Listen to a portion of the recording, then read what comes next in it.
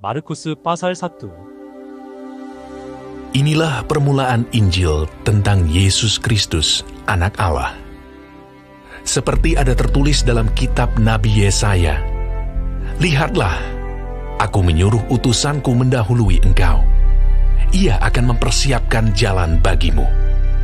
Ada suara orang yang berseru-seru di padang gurun, "Persiapkanlah jalan untuk Tuhan, luruskanlah jalan baginya." Demikianlah Yohanes Pembaptis tampil di padang gurun dan menyerukan, "Bertobatlah dan berilah dirimu dibaptis, dan Allah akan mengampuni dosamu." Lalu datanglah kepadanya orang-orang dari seluruh daerah Yudea dan semua penduduk Yerusalem. Dan sambil mengaku dosanya, mereka dibaptis di sungai Yordan.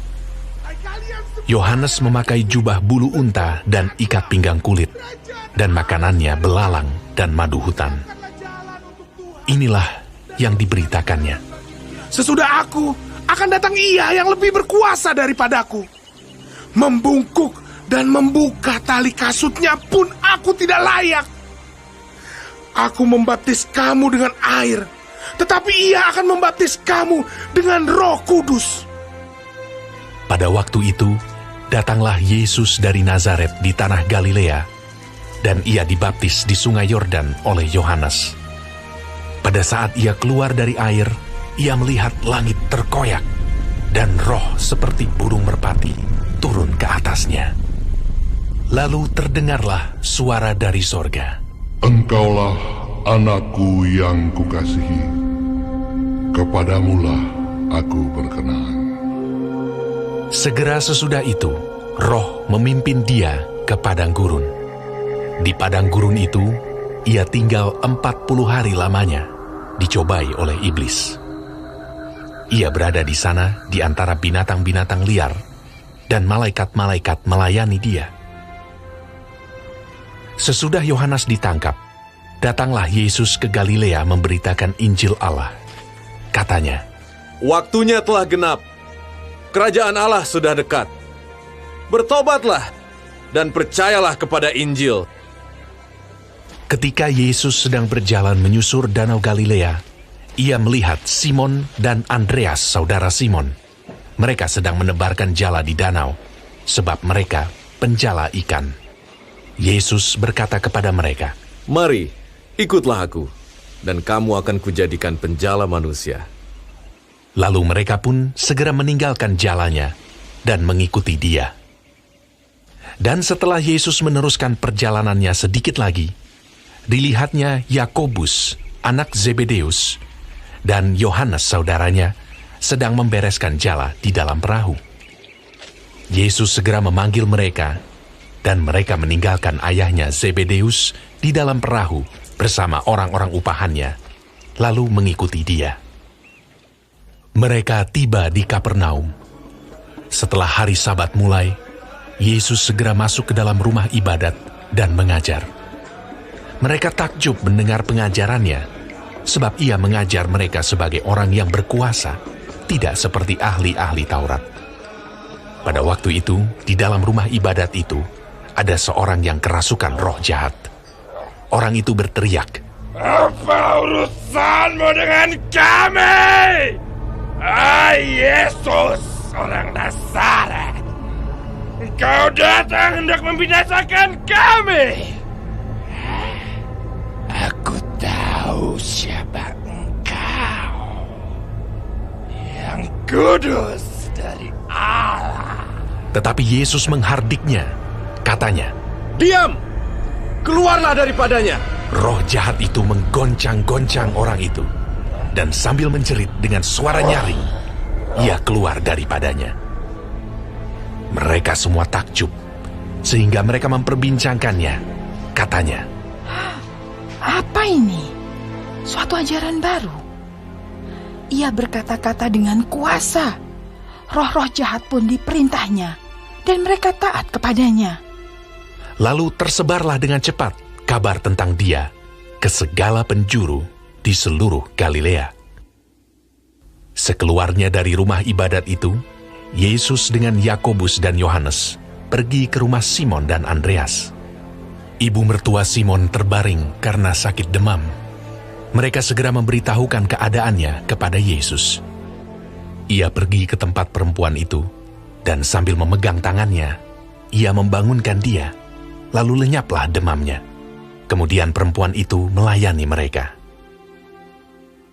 Menjelang malam, sesudah matahari terbenam, dibawalah kepada Yesus semua orang yang menderita sakit dan yang kerasukan setan. Maka berkerumunlah seluruh penduduk kota itu di depan pintu. Ia menyembuhkan banyak orang yang menderita bermacam-macam penyakit dan mengusir banyak setan. Ia tidak memperbolehkan setan-setan itu berbicara, sebab mereka mengenal dia. Pagi-pagi benar, waktu hari masih gelap, ia bangun dan pergi keluar. Ia pergi ke tempat yang sunyi dan berdoa di sana. Tetapi Simon dan kawan-kawannya menyusul dia. Waktu menemukan dia, mereka berkata, "Semua orang mencari engkau." Jawabnya, Marilah kita pergi ke tempat lain, ke kota-kota yang berdekatan, supaya di sana juga aku memberitakan Injil, karena untuk itu aku telah datang.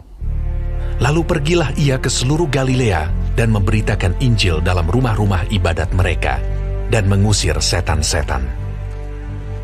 Seorang yang sakit kusta datang kepada Yesus, dan sambil berlutut di hadapannya, ia memohon bantuannya. Katanya, "Kalau engkau mau, engkau dapat mentahirkan aku." maka tergeraklah hatinya oleh belas kasihan.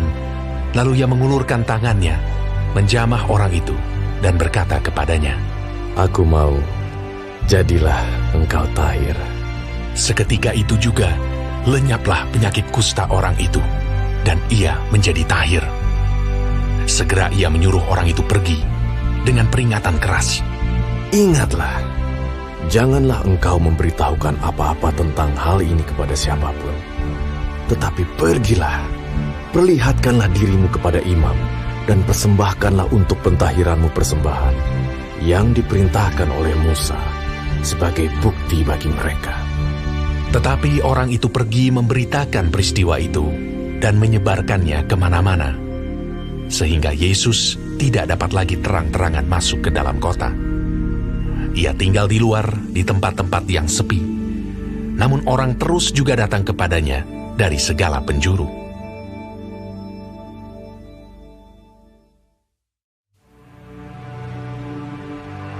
Kemudian sesudah lewat beberapa hari, waktu Yesus datang lagi ke Kapernaum, tersiarlah kabar bahwa ia ada di rumah. Maka datanglah orang-orang berkerumun sehingga tidak ada lagi tempat, bahkan di muka pintu pun tidak. Sementara ia memberitakan firman kepada mereka, ada orang-orang datang membawa kepadanya seorang lumpuh, digotong oleh 4 orang. Tetapi mereka tidak dapat membawanya kepadanya karena orang banyak itu. Lalu mereka membuka atap yang di atasnya. Sesudah terbuka, mereka menurunkan tilam tempat orang lumpuh itu terbaring. Ketika Yesus melihat iman mereka, berkatalah ia kepada orang lumpuh itu, Hai anakku, dosamu sudah diampuni. Tetapi di situ ada juga duduk beberapa ahli Taurat. Mereka berpikir dalam hatinya, Mengapa orang ini berkata begitu? Ia menghujat Allah. Siapa yang dapat mengampuni dosa selain daripada Allah sendiri? Tetapi Yesus segera mengetahui dalam hatinya bahwa mereka berpikir demikian. Lalu ia berkata kepada mereka, Mengapa kamu berpikir begitu dalam hatimu? Manakah lebih mudah mengatakan kepada orang lumpuh ini, dosamu sudah diampuni, atau mengatakan, bangunlah, angkatlah tilammu dan berjalan? Tetapi supaya kamu tahu bahwa di dunia ini, Anak Manusia berkuasa mengampuni dosa. Berkatalah ia kepada orang lumpuh itu, Kepadamu kukatakan, bangunlah, angkatlah tempat tidurmu, dan pulanglah ke rumahmu. Dan orang itu pun bangun, segera mengangkat tempat tidurnya, dan pergi keluar di hadapan orang-orang itu, sehingga mereka semua takjub, lalu memuliakan Allah. Katanya, Yang begini belum pernah kita lihat. sesudah itu, Yesus pergi lagi ke pantai danau, dan seluruh orang banyak datang kepadanya. Lalu ia mengajar mereka.